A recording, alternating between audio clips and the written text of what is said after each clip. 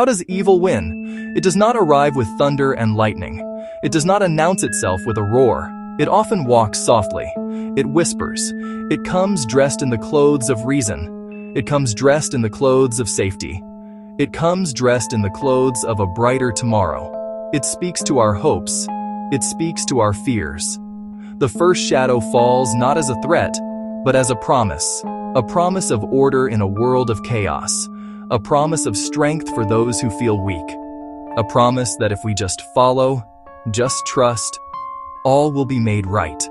This is the oldest trick in the playbook. History is filled with these quiet beginnings, these moments of seduction. Long ago, in the heart of a republic, a man of great ambition spoke of glory.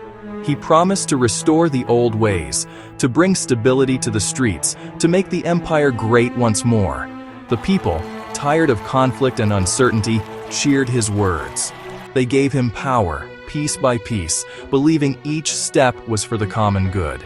The promise of security became a demand for loyalty. The demand became a law that silenced dissent.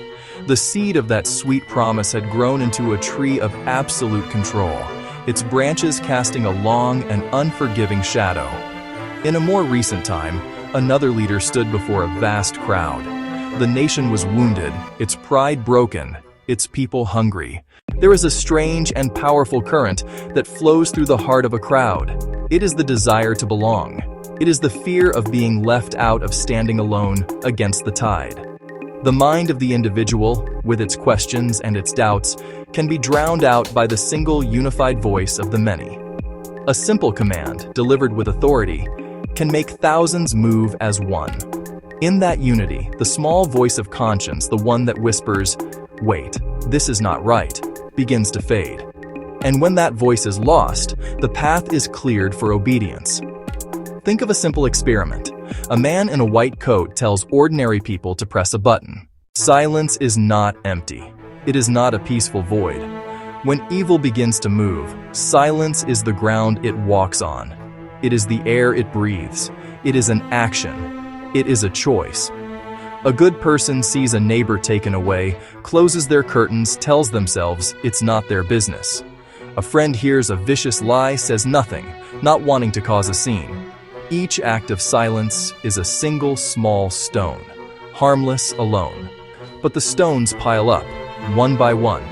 A neighbor looks away. A teacher changes a lesson. A journalist softens a headline. If you stand very still and listen to the past, you will hear the same story told over and over again.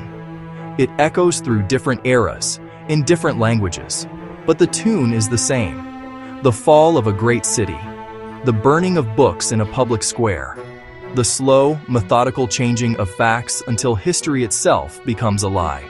It has a playbook and it follows the same steps. The first step is always to isolate the truth.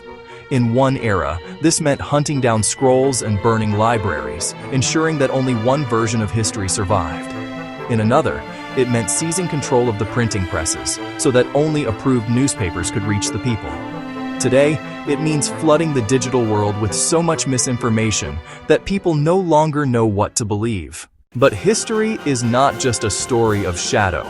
It is also a story of light. It is the story of how, time and time again, the darkness is pushed back. And it is never pushed back by armies alone. Evil does not fall simply because it is met with force. It begins to crumble when ordinary people make a choice. It falls when one person decides they will no longer be silent. A single voice speaking a simple truth can be enough to break the spell. A small act of courage can ripple outwards, waking others from their slumber. A single voice speaking a simple truth can be enough to break the spell. The light returns when we choose to light a candle rather than curse the darkness. That is how the light returns. Hold your torch high. Let it be seen. Let hope break the long night.